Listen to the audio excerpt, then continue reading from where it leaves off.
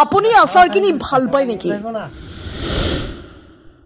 যদি আপুনি আচাৰ কিনি ভাল পায় তেন্তে এতিয়াৰে পৰা সাৱধান হওক, কাৰণ বজাৰৰ পৰা কিনি অনা আচাৰত ওলাব পাৰে পঁইতাচোৰা নাইবা ভেকুলী। বিহপুৰীয়াত আচাৰৰ বটলত ওলাল ভেকুলী। এই দৃশ্যলৈ ভালদৰে মন কৰক। এইটো গল্ডেন গীতা ডায়েৰী নামৰ কোম্পানীৰ আচাৰৰ বটল। কলিকটীয়া কোম্পানীটোৰ আচাৰৰ বটল বিহপুৰীয়াৰ এখন ব্যৱসায়িক প্ৰতিষ্ঠানৰ পৰা ক্ৰয় কৰিছিল বিহপুৰীয়াৰ বামুণগাঁৱৰ ৰঞ্জিত বিশ্বাস নামৰ লোকজনে। প্ৰায় এমাহ ধৰি খাই অহা আচাৰৰ বটলটো প্ৰায় শেষ হোৱাৰ সময়তে বটলটোৰ ভিতৰত দেখা পালে এটা ভেকুলী।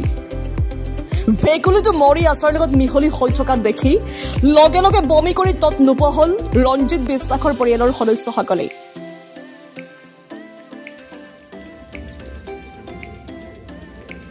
কিন্তু বৰ্তমানলৈ সুস্থ হৈ আছে যদিও পৰিয়ালৰ লোকসকল চিন্তিত হৈ পৰাৰ লগতে সকলোকে আচাৰ খোৱাৰ ক্ষেত্ৰত সাৱধান হ'বলৈ আহ্বান জনায়।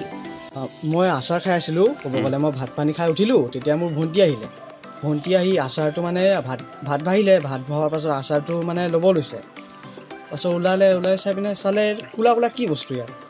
তাৰপাছত তাই ভালকৈ যেতিয়া চামুচেৰে খুচিলে চালে তাত ভেকুলী। ওলাই পিনে মইতো পূৰা বমি কৰিলোঁ। মই ভাত পানী খাই উঠিছিলোঁ, তেনেকুৱা টাইমতে মই পূৰা বমি কৰিলোঁ। বমি কৰাৰ পাছততো মানে মই য'ত কোম্পানীৰ নম্বৰ আছিলে তাত ফোন কৰিলোঁ। তাত মোক একো কোৱা নাই, তাত কৈছে এটা কমপ্লেইন দি দিয়া। মই কমপ্লেইন দিলোঁ, এতিয়ালৈকে একো হোৱা নাই। এতিয়াতো কি কোম্পানীটো কি নাম আছিলে? কোম্পানীৰ নাম গীতা ডেয়াৰী।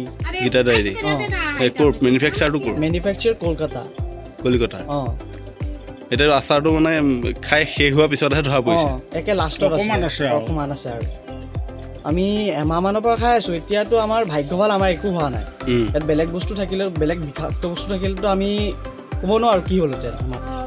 প্ৰথমত যেতিয়া মই চেছৰ কোচিং কৰোঁ, তেতিয়া কোচিঙৰ পৰা আহি আছিলোঁ। তাৰপিছত ঘৰত আহি চাইছোঁ দাদা ভাত খাই উঠিছে আৰু মই ভাত খোৱা নাছিলোঁ, সেইকাৰণে মই ভাত খাবলৈ বহিছিলোঁ। তেতিয়া মানে মাক ক'লোঁ মই আচাৰ অকণ লওঁ খাবলৈ। তাৰপিছত আচাৰ যেতিয়া ল'ব লৈছোঁ তেতিয়া চালোঁ তাত কিবা কোলা বস্তু এটা পালোঁ। তাৰপিছত ভাবিলোঁ এইটোতো ঠিক লগা নাই। তাৰপিছত এইটো চামুচেৰে উলিয়াই চালোঁ, তাৰপিছত চালোঁ এইটো ভেকুলী নিচিনা লাগিছে। তাৰপিছত দাদাকো মাতিলোঁ, তাৰপিছত চবক দেখাইছোঁ, কিন্তু মানে ইমান সেই লগা নাছিলে, নহয় বুলি ভাবিছিলোঁ। তাৰপিছত অকণমান পানী ঢালি পেলাই মিহলাই চালোঁ, তাৰপিছত দেখিছোঁ এইটো ভেকুলী। তাৰপিছত দাদাৰ তেতিয়া গা বেয়া হৈ গ'ল, বমি কৰি দিলে বহুত। তাৰপিছত আমি যিটো মানে ইয়াত যে লিখা কাষ্টমাৰ কেয়াৰ নম্বৰ, আমি সেইটোতো ট্ৰাই কৰি চাইছোঁ। তাত মই ফোন কৰিছিলোঁ, তাত ফোন কৰাৰ পাছত মোক কৈছে তোমালোকে এটা কমপ্লেইন দি দিবা। মই কমপ্লেইন দিলোঁ, তথাপিও এতিয়ালৈকে একো হোৱা নাই। আচাৰ মানে এতিয়া পেকেটিং বস্তু খাবলৈ ভয়, ক'ত কি ওলাই যায় একো ক'ব নোৱাৰি নহয়। আনহাতে গীতা ডায়েৰী নামৰ আচাৰ কোম্পানীটোৱে মানুহক আচাৰ খোৱাৰ নামত বৰবিষ খুৱাই মানুহৰ জীৱনক লৈ হেতালি খেলা কাৰ্যক গৰিহণা দিয়াৰ লগতে কোম্পানীটোৰ ওপৰত বিহিত ব্যৱস্থা গ্ৰহণ কৰিবলৈ আহ্বান জনায়। এতিয়া কথা হ'ল কি, আচাৰ আমাৰ ওচৰ চুবুৰীয়া ৰঞ্জিত বিশ্বাসৰ ঘৰত এটা আচাৰ বটল লৈ আহিছিলে। আজি তেওঁলোকে আচাৰটো প্ৰায় 15-20 একমাহ দিনৰ ভিতৰত, কাৰণ ইমান ডাঙৰ আচাৰটো অতি সোনকালে শেষ কৰিবতো নোৱাৰে, অলপকৈ খোৱা বস্তু খাই আছিলে।